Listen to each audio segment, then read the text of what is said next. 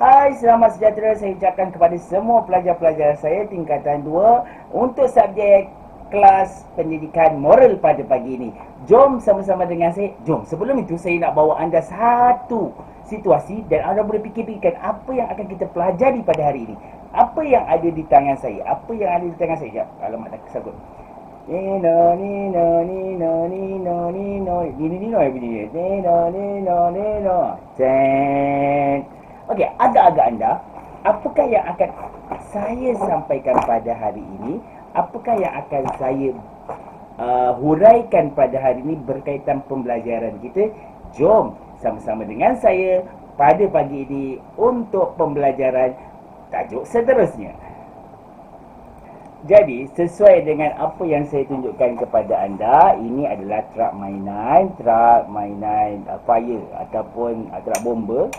Nampak tak apa yang ada kat sini?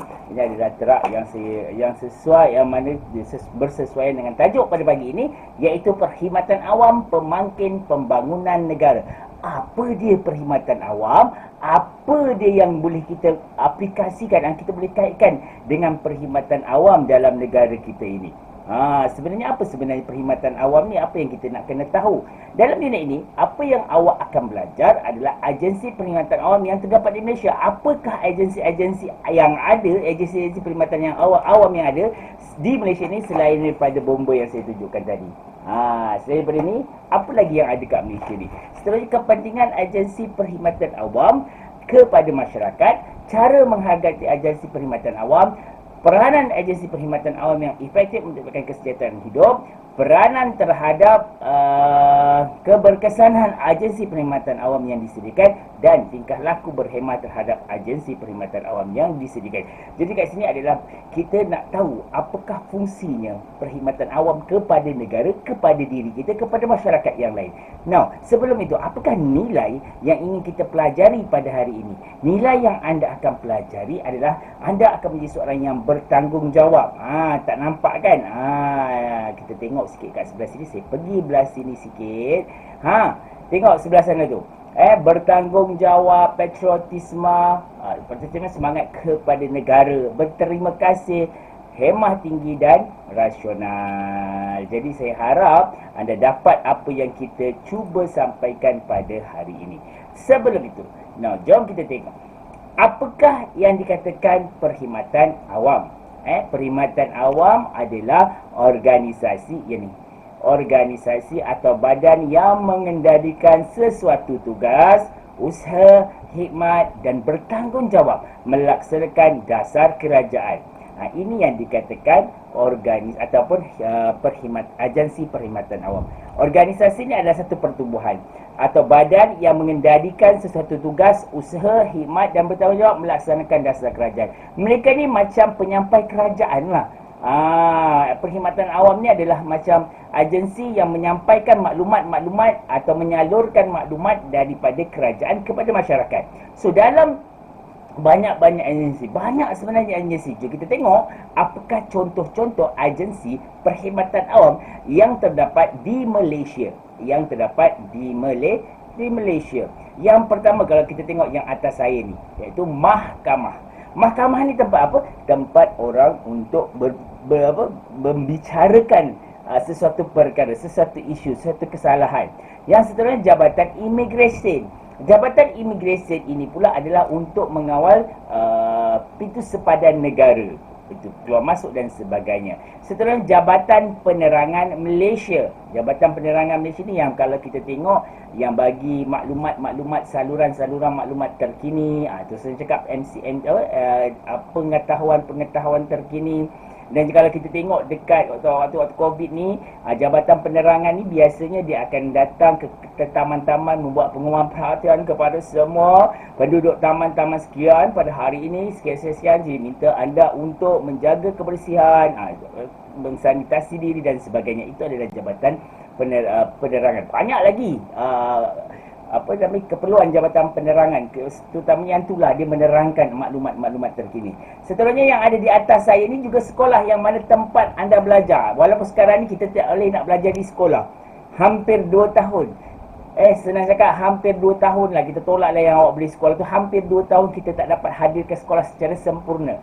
Okay? Tapi sekolah juga adalah salah satu daripada agensi perkhidmatan awam. Agensi perkhidmatan awam Malaysia. Polis Diraja Malaysia semua orang dah kenal, PDRM. Polis Diraja Malaysia, Suruhanjaya Pencegahan Rasuah Malaysia, SPRM.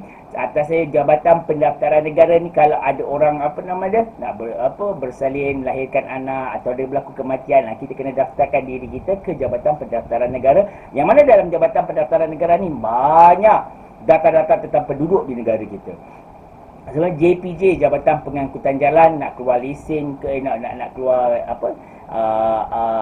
road tax dan sebagainya. Hospital perkara sekarang ni adalah tempat yang paling penting di negara kita disebabkan berlakunya COVID-19 yang semakin meruncing. Now, apakah kepentingan agensi perkhidmatan awam? Apakah kepentingan agensi perkhidmatan awam ini sebenarnya? Adakah penting ke agensi perkhidmatan awam ni? Penting sangat ke agensi perkhidmatan awam ni? Sehingga digazetkan sebagai sesuatu yang kita perlu pelajari. Agensi perkhidmatan awam ini sangat penting bagi masyarakat, bagi rakyat sesebuah negara. Apa kepentingannya? Kerana mereka ni menjadi perantara antara kerajaan dengan rakyat. Kerajaan ada dasar, ada sesuatu yang nak disampaikan. Jadi agensi-agensi inilah yang melaksanakan dasar-dasar kerajaan. Sekolah ada dasar-dasar dia. PDRM ada dasar-dasar dia. Hospital, apa yang diperlu lakukan sekarang, terutamanya waktu COVID-19, itu semua penting. Seterusnya, memberikan kemudahan kepada rakyat. Hospital, sekolah, apa juga tu adalah kemudahan kepada kita. Kalau tak ada sekolah, tak wujudnya sekolah dalam sebuah negara, maka ianya akan menyusahkan rakyat. Rakyat tak dapat nak belajar. Kalau sekarang pun walaupun kita tak ada sekolah, tapi ada wadah untuk kita belajar dengan cara PDPR atas talian. Seterusnya, memberikan kesedaran dan pendedahan kepada masyarakat tentang pelbagai perkhidmatan awam yang disediakan. Sebenarnya banyak lagi perkhidmatan awam yang ada di negara kita yang kita kena tahu. Seterusnya, membantu melincirkan pentadbiran negara dan meningkatkan kesejahteraan hidup masyarakat. Ini adalah kepentingan. Kenapa agensi ataupun agensi perkhidmatan awam penting kepada masyarakat? Kerana mereka inilah yang ada 5 inilah, yang atas ke bawah ni, yang ada 5 inilah menjadi tonggak kepentingan mereka ini. Mereka ni biar dekat dengan rakyat. Mereka lah pelaksana. Mereka melaksanakan, menyampaikan, menghubungkan antara masyarakat dengan pemimpin, antara pemimpin dengan masyarakat. Itu tugas-tugas mereka. Mereka menyampaikan sesuatu info-info terkini berkaitan apa yang dianjurkan oleh kerajaan pada waktu tersebut. Dan seterusnya, apakah cara menghargai agensi perkhidmatan awam? Apa maksud menghargai ini? Kita ni dah rakyat biasa. Apa yang kita perlu buat? Apa yang kita perlu berikan mereka sesuatu kebaikan? Iaitu yang pertama, kita kena patuh etika ketika berurusan di agensi perkhidmatan awam. Kalau agensi perkhidmatan awam tidak boleh benarkan kita memakai seluar pendek masuk ke premis mereka, janganlah kita pakai seluar pendek. Itu adalah peraturan. So kita kena hormat etika mereka. Itu etika kerajaan, etika perkhidmatan awam. Menyokong program yang dianjurkan. Contohnya mereka membuat program vaksinasi sekarang ni. Program vaksinasi kita kena sokong. Dan terima kasih kepada semua rakyat Malaysia yang menyokong program vaksinasi yang ada. Setelah 3, tidak menyalahgunakan kemudahan yang disediakan. Ini ada ambulans ni nak bawa penyakit COVID, kau tahan. Kita tahan ambulans tu, kita minta dibawa pergi kedai makan. Boleh ke boleh? Tak boleh. Seterusnya, mengucapkan terima kasih selepas mendapatkan perkhidmatan. Contoh, kita dah pergi ke hospital, kita demam pergi ke klinik, kita pakai terima kasih doktor, terima kasih nurse, terima kasih misi, terima kasih tuan kalau kita jumpa polis, terima kasih encik, terima kasih cikgu, terima kasih. Kita rajinkan ucapkan terima kasih. Tidak memandang rendah kepada kaki tangan agensi perkhidmatan awam. Jangan sekali-kali kita pandang rendah kepada agensi perkhidmatan awam. Dan yang terakhir, menggunakan bahasa yang sopan ketika berurusan. Ini awak masuk ke dalam premis, oi apa kau, aku nak ni. Tak boleh. So kita kena ada bahasa yang sopan. Cik, saya mohon maaf, saya ada perkara yang ingin saya tanyakan. Bolehkah Encik terangkan sekian. Terima kasih Encik. Kalau dia dah bagi penerangan, terima kasih Encik. Kan? Ini kalau kita, weh, boleh tak kau bantu aku ni? Aku nak tahu ni. Tak tahu. Awak tak tahu man. Macam mana mau tahu aku tampar. Tak boleh. Masuk kita kena diberi penghormatan. Selamat sejahtera. Boleh saya tanya, ni nak buat macam mana? Kena bahasa itu kena lebih baik. Seterusnya, apakah peranan agensi kerajaan atau agensi perkhidmatan awam? Okey, apa peranan polis di Raja Malaysia? Peranan polis di Raja Malaysia ini mereka memelihara undang-undang dan ketenteraman. Sambil itu mengekalkan keamanan, mencegah pengesan penjenayah, menangkap dan mendakwa pesalah dan mengoperasikan keselamatannya. Kalau memang polis di Raja Malaysia negara kita ni antara yang terbaik di dunia, antara yang paling cepat untuk dapat kesan sesuatu perkara. Kalau kita ingat lagi isu-isu yang agak besar, polis di Raja Malaysia ini sangat efektif dan sangat cepat untuk mengesan kes-kes dan isu. Sebut je lah kes berprofil tinggi, kita tahu. Mereka tahu maklumat-maklumat yang walau bagaimana susah sekalipun mereka tahu. Adalah cara dia tu.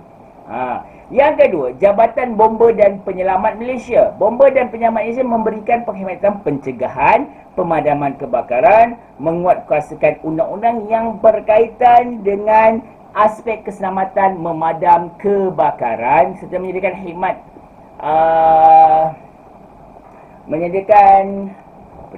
khidmat kemanusiaan yang cekap dan berkesan. Maksudnya bomba ni kita tahu Jabatan Bomba dan Penyelamat Malaysia tugas dia adalah lebih utama kepada menjaga keselamatan dalam strategi ataupun dari sudut sekiranya berlaku kebakaran, kemalangan yang tersepit dan sebagainya. Mereka termasuk dalam hal itu. Sebab tu bomba ni dia luas dia punya skop. Sehingga kan kalau dulu sekarang lah, ular pun kan, kalau ada masalah, kalau kita kat rumah ada ular, kita boleh telefon bomba. Tapi sekarang kita ada Jabatan Perkhidmatan Awam, JPAM, Perkhidmatan Awam, KPAM. Saya tak ingat, dah maaf. Okey, Suruhanjaya Perkhidmatan Awam bukan, itu adalah Suruhanjaya yang mentadbir urus kaki tangan perkhidmatan awam di Malaysia, kaki tangan awam di Malaysia. Okey. Now, seterusnya kita pergi kepada apakah peranan Jabatan Penerangan Malaysia memberikan penerangan dan macam saya cakap tadi kan. Jabatan penerangan ni biasanya kalau kita tengok atau kita pernah nampak, dia ada van penerangan. Dia akan terang, Assalamualaikum dan selamat sejahtera tuan-tuan dan puan-puan. Pada hari ini akan dilakukan sanitasi rumah ke rumah berkaitan COVID-19. Akibat tersebut adalah kerana di kawasan tuan-tuan dan puan-puan telah terdapat beberapa orang yang positif COVID-19. Itu adalah fungsi, itu adalah peranan Jabatan Penerangan Malaysia. Dan kalau nak tengok sound system yang best kat Jabatan Penerangan, dia banyak. Okey, membina, mengukur dan menyebar luas jaringan komunikasi yang menyuruh dan berkesan dalam menguruskan penyampaian maklumat. Dan seterusnya kita tengok Suruhanjaya Pencegahan Rasuah, menerima aduan tentang perlakuan rasuah dan salah guna kuasa. Ini rasuah ni adalah biasa kita dengar kan. Kalau kita ada salah guna kuasa, ada rasuah, ada masuk poket kat orang kan. Dia pemimpin, kita nak minta dapatkan sesuatu, kita bayar kat orang tu. Itu rasuah sebenarnya. Okay, di atas kepentingan dia. Setelahnya kita tengok immigration. Immigration menguatkuasakan, menguatkuasakan Akta Immigration 1959, yang mana mereka ni di bawah Akta Anti Perdagangan Orang dan Anti Penyeludupan Migran 2007. Pemerdagangan orang ini maksudnya dia seludup orang. Contohnya daripada Allahumma salli ala Muhammad. Daripada yang kat Myanmar tu masyarakat Rohingya, Mereka ada setengah tu diambil ramai-ramainya, diseluduk masuk ke satu-satu tempat. Itu dipanggil sebagai pemerdagangan orang. Diseludup, dibayar dan sebagainya, digunakan untuk perkara-perkara yang tak baik. Itu maksud pemerdagangan orang. So, immigration dijaga perkara-perkara tersebut. Seterusnya Kementerian Kesihatan. Kementerian Kesihatan adalah sekarang ini antara kementerian yang paling menjadi jantung negara, menjadi nadi negara. Kerana apa? Waktu COVID-19 yang mana kes semalam 17,000 kes, yang kalau mana sekarang ni kes dalam negara kita ni dah lebih daripada 1 juta kes. Mereka ni lah yang menjadi tonggak utama dalam negara kita. Mereka ni berperanan untuk membantu seseorang mencapai dan mengekalkan tahap kesihatan yang baik. Mereka ni lah, mereka yang sebagai kita tengok, mereka di dalam keadaan se-PPE, walau susah macam mana pun, walau penat macam mana pun, mereka akan tetap memberikan sepenuh tenaga demi menyelamatkan mangsa, demi menyelamatkan rakyat, demi menyelamatkan masyarakat tanpa mengira agama, bangsa dan negara. Negara, betul lah. Kan? Okay. So, itu antara peranan-peranan agensi-agensi kerajaan dalam negara kita. So, jelaslah kat sini. Saya harap anda semua dapat apa yang saya cuba sampaikan. Seterusnya, okay. Saya nak minta, kira macam benda dah settle lah kat situ. Saya nak minta awak buat satu perkara. Satu perkara. Pelawatan kita tak dapat nak buat dalam COVID ni. Ini tak ada masalah apa-apa pun. Yes, yang ini. Awak ambil lah daripada mana-mana internet sebagai kerja rumah awak. Ambil lah di mana-mana dari internet satu poster yang nak menunjukkan. Kalau boleh, saya tak nak ambil daripada awak buat Frontliners. Terima kasih Frontliners Malaysia. Contoh buat satu apa, pakai kertas A4. Okay. Awak boleh buat kat situ. Kalau nak tulis Cina pun tak apa, tak ada masalah. Tapi ada bawah dia ada Melayunya lah, ataupun Melayunya. Okay. Terima kasih Frontliner Malaysia, we love you. Contoh. Okay. Contoh macam ni awak boleh buat. Okay. Contoh macam ni awak boleh buat. Okay. Nampak tak? Terima kasih Frontliners Malaysia, we love you. Okay. Awak boleh buat satu, satu poster untuk menunjukkan rasa terima kasih kita kepada Frontliners. Dan hantar kepada saya. Kalau boleh saya tak nak kertas A4, pakai kertas lukisan. Siapa yang paling cantik, saya akan berikan hadiah kepada anda semua. Okay. Siapa yang paling cantik, saya ulang, saya akan berikan hadiah post by me sampai depan rumah awak. Okey, jelas kat situ. Itu je tugasan awak mudah. Dan siapkan siapkan nota dan juga latihan, buku latihan. Tapi nota yang saya nak, benda ni awak siapkan kalau boleh secepat yang mungkin dan hantarkan kepada saya di dalam grup Telegram. Itu saja pada hari ini. Saya harap anda dapat apa yang saya cuba sampaikan dan kita akan berjumpa lagi pada minggu depan.